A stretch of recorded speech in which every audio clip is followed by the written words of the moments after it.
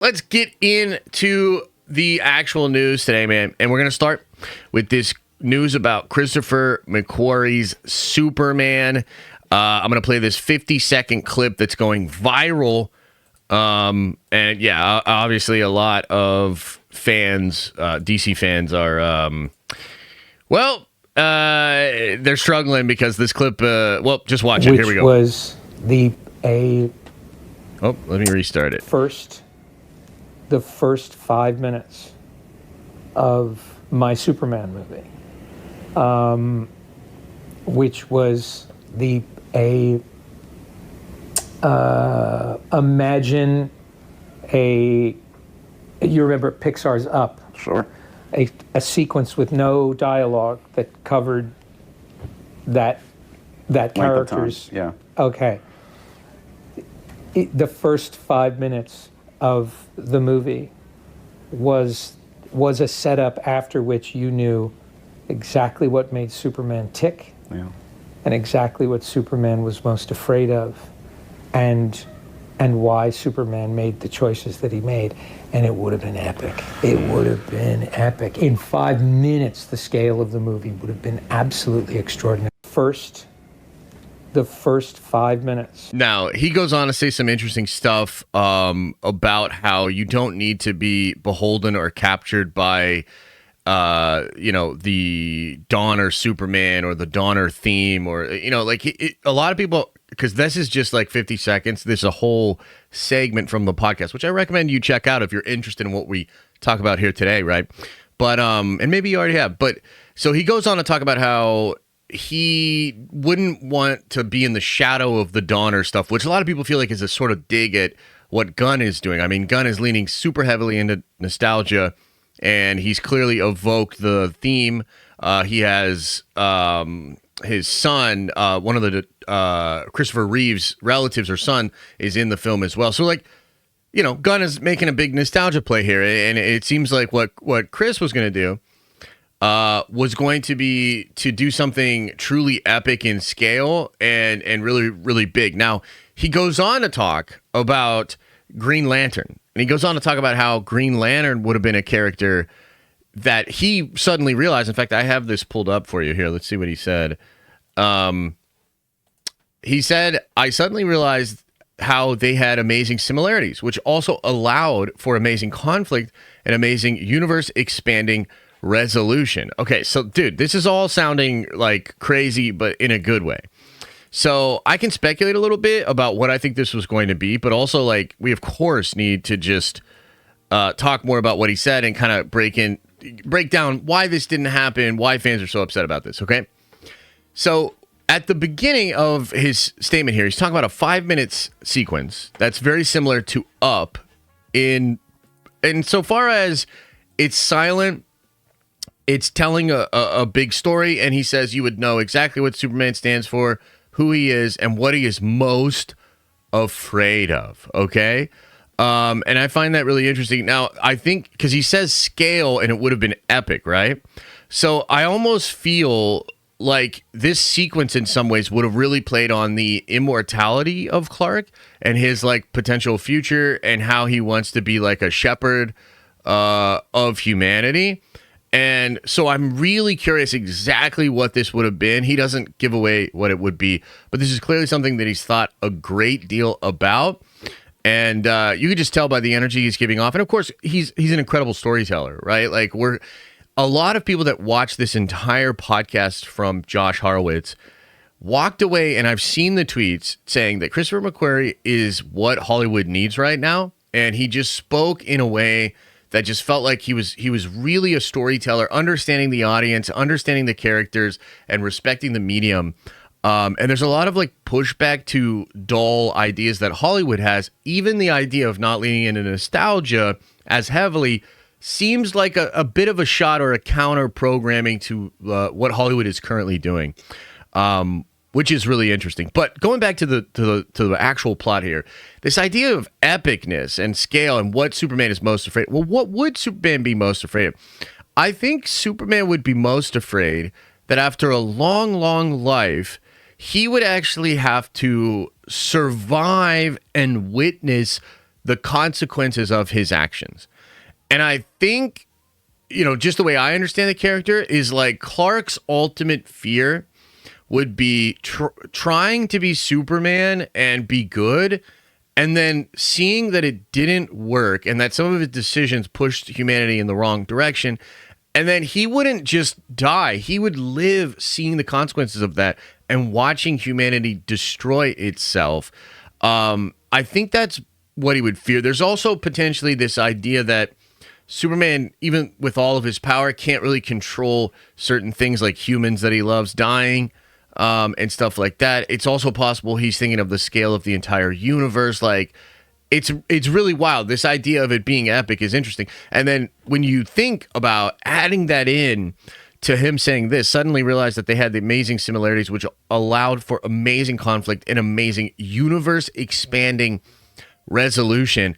I mean, Hal Jordan is very similar to Clark. In fact, there's been some sort of retcons and some interesting plots at DC that have said that the ring was originally going to go to Clark, but then it doesn't for whatever reason, and it ends up going to Hal. So they're very similar in their archetypes and their character types. I would say Hal is even a little bit more hard-edged than Clark.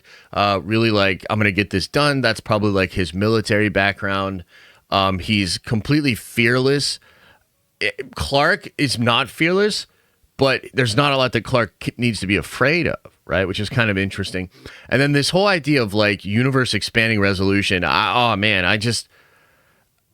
personally just got to say, and now is the time where I got to break into like complaining about, you know, the Gunn stuff and just the current state of DC.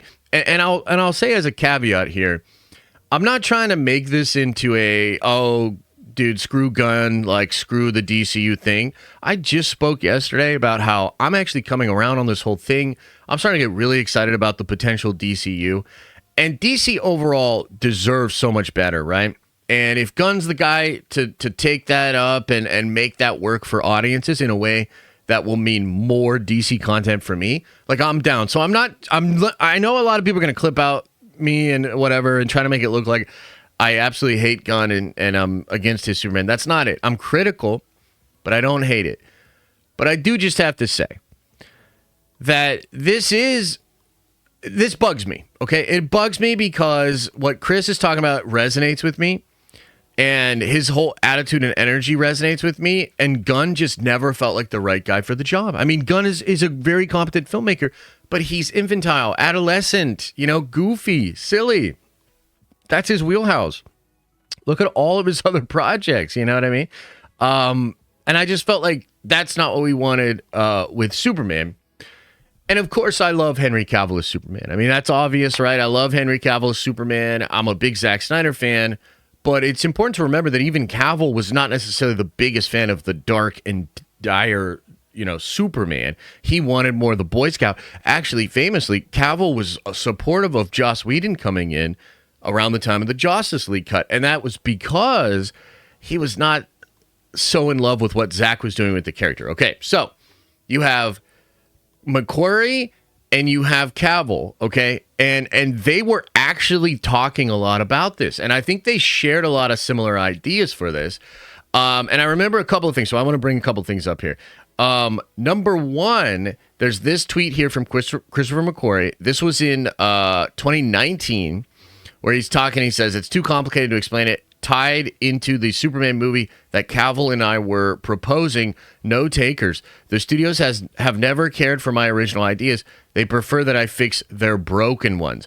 Now, that's kind of interesting. It also implies that whatever the Superman movie was, it was a really original idea. And, you know, think to that 5-minute thing. Think to the thing with Green Lantern. Brother, it sounds like he was fucking cooking here, man. It seems like he was cooking, and it seems like he got the character.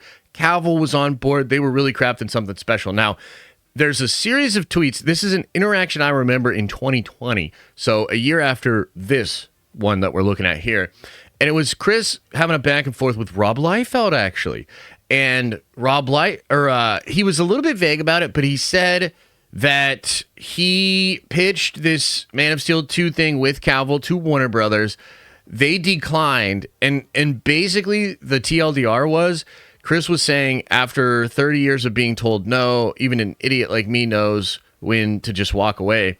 And Warner Brothers just has never liked him or liked his ideas. That's what he said. So, yeah, I mean, it could. So that takes us to the question about like what happened, right? Because he seems like he's willing to do it. Warner Brothers says no to him. And by the way, he kind of makes it seem like regardless of who was in charge of Warner Brothers, this was just the way they looked at things over there, which is kind of a bummer. But I think there was a window. You know, I don't know 100%, but when Zaslav comes in, right? So think about it like this. Here's what I'm going to say to you.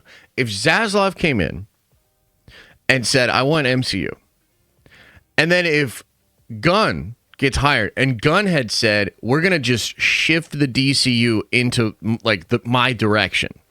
If he hadn't fired everybody, like, because again, he fires Cavill. You know, that was that whole thing. That was that whole thing where we got into a little thing. He fired him. And Cavill had literally just come back in Black Adam. And Cavill had made announcements about doing more Superman. So I think, even though the reporting is not crystal clear here, I think there was a moment where Cavill legit thought he would get this. Chris was down to do it. And maybe The Rock was even going to help make it happen as well. And of course, that's not what happened. Instead, we have Gunn who comes in and fires everybody. And I still think that was a mistake, and the way he handled it was poor.